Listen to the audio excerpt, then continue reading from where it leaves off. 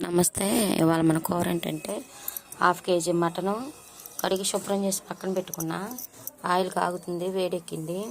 ఉల్లిపాయ, పచ్చిమిరకాయ, కరివేపాకు కోసి పెట్టుకున్నా. కొత్తిమీర, టమాటా. మీరు ఎప్పుడైనా బీరకాయ మటన్ వండుకున్నారా? ఎప్పుడో మేమైతే మా చిన్నప్పుడు మా అమ్మమ్మ వండింది బీరకాయలు హాఫ్ కేజీ. అప్పుడంటే వాళ్ళకి తెచ్చుకున్న డబ్బులు లేక 100 గ్రాములు అలా తెచ్చేసేవాళ్ళు. బీరకాయ మటన్ ఇవాళ మన కూర. నూనె కాగుతుంది. నూనెలో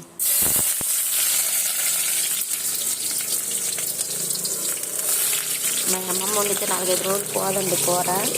చాలా బాగుండేది మా చిన్నప్పుడు.